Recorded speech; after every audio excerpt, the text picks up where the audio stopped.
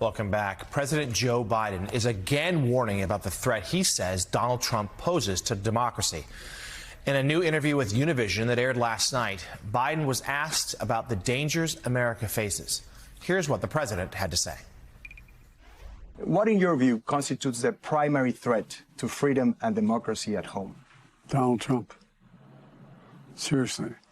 Donald Trump uses phrases like he's going to eviscerate the Constitution. He's going to be a dictator on day one. He has a very, I think, jaded view of the Constitution. He made it clear that he doesn't plan on abiding by parts of it if he thinks it's not appropriate. And it's just, at least he's saying it out loud.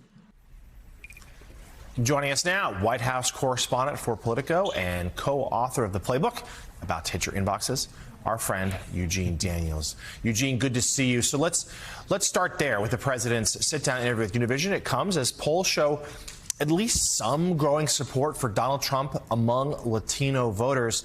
How concerned is Biden's team about that? Yeah, I think they're really concerned. And the way you can tell is because they started investing really early in the Latino vote. Months ago, putting together an entire organization that's job is just to focus on the Latino vote, especially in those swing states like Arizona and Nevada, right, where there are huge populations of Latinos. And what's really difficult about this issue for them is that Latinos are kind of the perfect encapsulation of a minority group not being a monolith, right? They can be all over the place, just like white people, right? And the kinds of things they think, the things are at the top of their list. A lot of sometimes politicians often think immigration, for example, is where what they need to talk about with Latinos, and that's not what we're seeing in polling and haven't for a very long time. That's their number one issue. That's not their number one issue. The economy, crime, inflation, all of those things are at the top of their list. The administration clearly, this sit down with Univision is an example of their outreach to those groups. But they've also been doing other things, like the vice president has been traveling. She'll be going to Arizona. She'll be talking about abortion for the most part, but that's also an aspect of this Latino outreach. Yeah, so let's turn now, Eugene, to some new reporting you have, a story you broke overnight, where one of President Biden's most trusted advisors is openly and publicly questioning some of his campaign strategy. Tell us about that.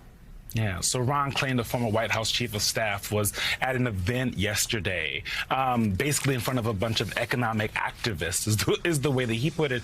I was sent an audio clip of what he said, and what he said is, I think the president is out there too much talking about bridges. He does 2 or 3 events a week where he's cutting a ribbon or a bridge, and basically, if people are going in the grocery stores and the prices are expensive, they're not going to think about a bridge. He also added that the president is not a congressman. He's not running for Congress.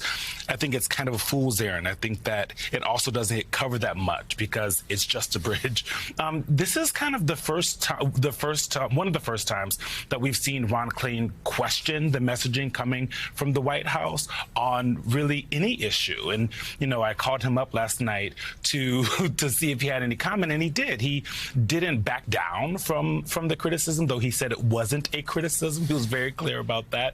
But what he said was he wants to continue to see this White House, and more importantly, the president, kind of just focus on what they talked about in the State of the Union, and not too much about, cutting ribbons, going to the bridges, but talking about all the other things that they have in contrast to Donald Trump. The White House obviously thinks that they've been doing that, and they have been doing a lot of that.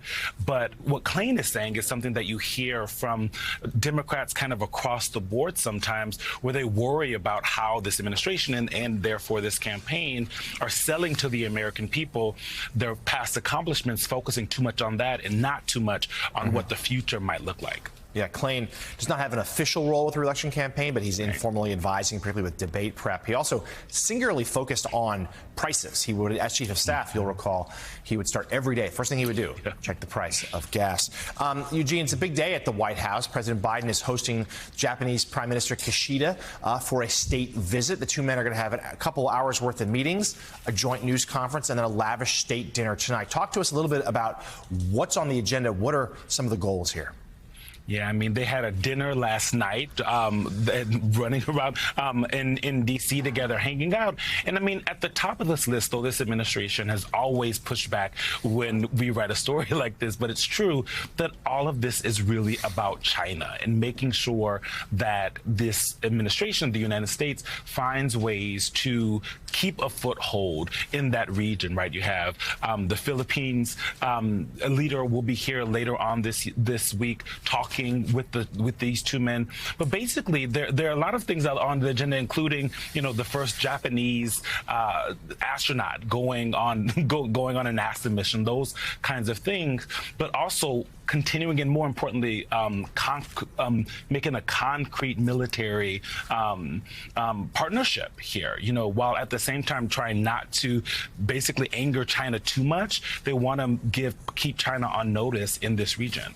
And Eugene, lastly, let's go back to our top story, which is this Arizona abortion ruling. As you mentioned, the vice president heading there later this week. Give us a brief sense as to how else the White House hopes to really push this issue. Yeah, I mean, one of the things, and it goes right at that clip you showed right before we started talking, is that trying to talk about this issue as a concept of freedom, right? That is at the heart of the way this re-election campaign thinks about Donald Trump as a threat, right? You had what Donald Trump said on Monday, and immediately you had the Democrats in this campaign in this White House attacking him for kind of wanting it both ways. And so where you're going to see from them moving forward, especially from this vice president, is talking about this issue as not just a women's issue, not just an issue of health care, it's all those things, but more importantly, an issue of freedom and whether or not people have access to be able to do what they want to do with their bodies, not just in certain states, but kind of across the board here. And we'll have much more on all these stories in the hours ahead. White House correspondent for Politico, Eugene Daniels, thank you so much for joining us this morning. Hey, everyone. MSNBC has a new and improved app. You'll get real-time alerts and analysis, live blogs, in-depth essays, video highlights, and the best 2024 election coverage. Download the new MSNBC app. Here's how to do it. You tap on the App Store on your phone. You hit search on the bottom right corner. You type in MSNBC. You click on the MSNBC app. You click on Get or the cloud icon and enjoy it.